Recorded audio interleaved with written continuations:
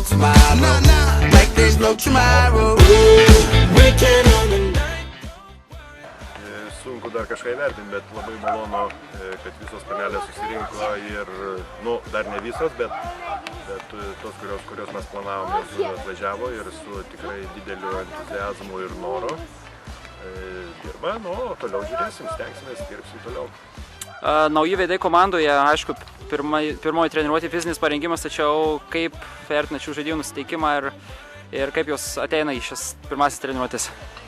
Dabar net negaliu nieko neišskirti, nes visos jos yra nusiteikusios, visos nori, visos pasiilgusios, tiek senbuvės, tiek tos naujos žaidėjos.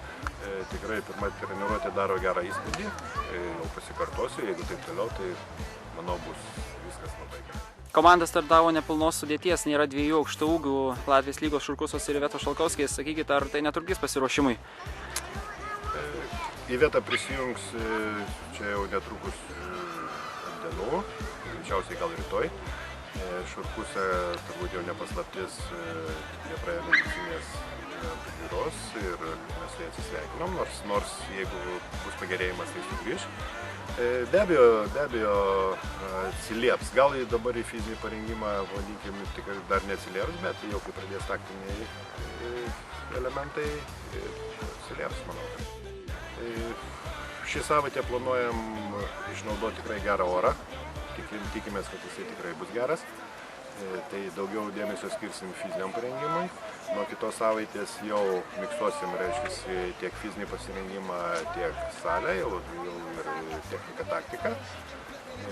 Planuojamos draugiškos rungtynės, kur, aišku, mes labai gal jų nesureikšminsim, bet aišku, laimėti reikės. Ir toliau eisim vėl taktiką ir ruošimės pagal planą.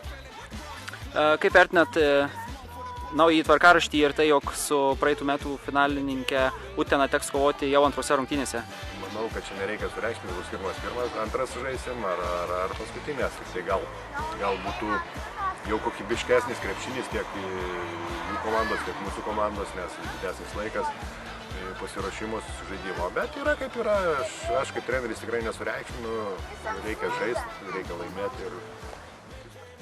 Treneri, trumpai apie artimiausios ateities planus. Ar planuojate žaisti draugiškų rungtynių, ar galbūt yra planuose numatyta dalyvauti draugiškuose turnyruose? Kokia situacija? Šiai dienai yra, tai reiškia jau kitą savaitgalį su Rygos TTT. Po to yra planuojama irgi užsienio komandos, tai gali būti Baltarusija, gali būti Ukraina, bet greičiausiai bus Baltarusijos komandos, dabar tiksliai neįvardinsiu kokios. Tokių kaip turnyrų neplanuojam, planuojam eilę draugiškų rungtynių iki sezono ir sezone po to jau sezonas prasidės. Sūduvos komanda iš tikrųjų pasikeitė nuo praeitų metų sezono pabaigos ir tokia, kokią matome dabar. Tik tai teoriškai galima vertinti ir pagal tą statistiką vadinkim, kur tos naujos žaidėjos žaidė kitose komandose, nes kaip taisyklė pas kiekvieną trenerį tos žaidėjos žaidžia skirtingai. Būna, kad pas vieną trenerį žaidžia gerai, pas kitą truputį prašiau, nesakau, kad prastai, bet prašiau. Tai nežinau, kaip jos čia įsilies, manau, kad tikrai įsilies ir stengsiuos aš išnaudoti jų visas gerasias pusės, o tų praradimų, kas nebeliko, tai jeigu trumpai visų mes supirkti negalim, o norėjusi truputį ir atjauninti komandą, kas mums labai pavyko ir labai man dar džiugu, kad didžiąją dalį, kol kas yra visos lietuvaitės ir labai norėčiau, kad būtų tikrai lietuviška komanda, bet manau, kad mums gali nepavykti šitas dalykas, tai bus legionierių. Manau, kad neapsieisim be legionierių. O toliau, nežinau net kaip vertinti dabar sunku. Pirma treniruotė, čia eigoje bus matyti, kaip prasidės taktiniai, kaip prasidės draugiškos rungtynės, draugiškų rungtynių ciklas. Tada bus matyti daugiau, tai galėčiau kažką tai pakomentuoti gal vėliau. Na, o dabar Greta Tamašauskaitė, Mariampolietė, kuri po kelių metų klajonių vis tik sugrįžo į gimtąjį miestą Marijampolę. Ir Greta, malonu matyti tave ir sakyk, kokie jausmai pirmą kartą dalyvaujant Marijampolės Sūduvos treniruotėje? Jausmas keistas iš tikrųjų, kadangi už aukščiausiame lygyje už savo komandą žaisiu pirmą kartą. Nuo pat mažumos tai buvo mano svajonė, dėl to labai džiaugiuosi ir smagu. Ir pirmoji treniruotė, kaip jį praėjo ir kokios nuotaikos? Visos merginos nusiteikia dirbti, visos optimistės, visos energingos, treniruotė taip pat praėjo puikiai ir visos nusiteikia dirbti. O sakyk, kokį įspūdį paliko Rimvydas Samulėnas, treneris? Pirmos treniruotės įspūdis toks, kad treneris tikrai draugiškas, nevengia taip pat pajuokauti, dėl to atmosfera tik tai geresnė ir įspūdis apie trenerį puikus. Andras, sakyk, kaip tau pirmoji treniruotė? Viskas labai gerai. Malonu susipažinti su panelėm, malonu susitikti, kurias jau pažįstu. Pati treniruotė, aišku, nebuvo sunki, bet viskas tikrai.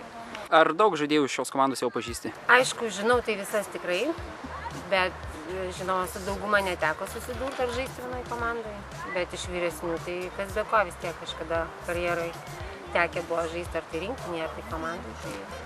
Taip pat, Andras, sakyk, tau Marijampolė taip pat nėra nauja komanda, tu esi jau čia rungtyniavusi ir sakyk, kaip pastebėjai, kaip pasikeitė miestas, kaip pasikeitė komanda, vadovybė? Miestas pirmiausia tai labai pasikeitė, tikrai labai gražus ir tikrai labai aišku pasikeitęs, aš žaidžiau prieš 10 metų, tai buvo visiškai kitaip, labai gražu, labai gražus parkai ir tikrai geri atsiliepimai. Apie komandą vėl, tai yra visiškai kita komanda, tai likusi gal iš tos komandos, kur žaidžiu, viena žaidėja Ela.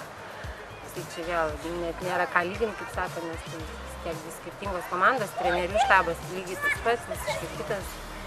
Taip kad visiškai dvi skirtingos komandos. O Andra, dar sakyk, ar bus sunku grįžti prie tų tikrų fizinių krūvių po 2 metų tokios, vadinkim, pramogos ir dabar vėl? Aš manau, aišku, bus sunku. Nes vis tiek tai yra visiškai kitoks darbas, tai yra vėl visiškai kitas atsinešimas, kiti krūviai, vėl visas režimas, nuo kurio, aišku, aš jau buvau atpratus kažkiek, nors aš visada palaikiau tą fizinę formą, bet tai vėlgi ne tiek krūviai, kas prie ko. Manau, truputėlį bus sunku, bet aš tikiuosi, įsivažiuosiu ir viskas gerai. Ko tikiesi asmeniškai iš šio artėjančio sezono? Ką tikiuosi, kad prisidėsiu prie komandos, prie tų tikslų, kurie mums yra iškelti, tai kad norisi vis tiek būti tas žmogus, kuris galės kažką įnešti gerą indėlį ir štai, kaip sakant, į priekį. Kol krūvis nesunkus, tai nuotaikas buvo puikios, nes nebuvo nuo ką pavargti, tiesiog tokia. Bet sakau, šiaip dėl komandos tikrai labai esu patenkinta, nes tikrai labai šiltai priėmė. Sakyk, ar sudvėjojai nors kada po kontraktų pasirašymo dėl savo sprendimo? Dėl sprendimo nesuabejojau, nes nežinau, kaip ir sakiau Deividui, kad komandos direktoriui, kad jau tiesiog buvau, gal net po sezono jau buvau ir su tėveliais kalbėjau, jau kažkiek buvau apsisprendusi, kad jau norėčiau į Sūduvą, nes jau pernai kalbino, tai taip neišėjo, nes mokslas buvo, tai jau šiemet kažkaip jau buvau kaip ir nusprendusi, kad jeigu jau siūlys, tai jau tikrai. Ko asmeniškai tikiesi iš ateinančio sezono? Medalių. Pagaliau medalių, nes laisvėm neišėjo iškovoti, dar su Rūta kaip žaidžiau, net buvom išėjusios, bet irgi neišėjo dėl 3 vietos žaidėm, tai labai noriu medalių. Taip pat tikiuosi patobulėti, nes tikrai bus prieš ką man čia varžytis, konkuruoti ir tikiuosi išmokti naujų judesių, sustiprėti fiziškai ir tikiuosi, kad gausiu nemažai žaisti.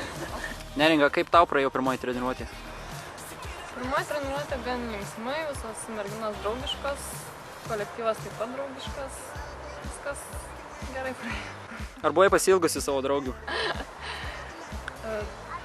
Draugė, taip, čia su Laura, su Greta nebuvom per vasarą susitikę, tai turėjom tikrai daug apie ką daug pakalbėti. Marijampolė, kokį įspūdį paliko tau šis miestas?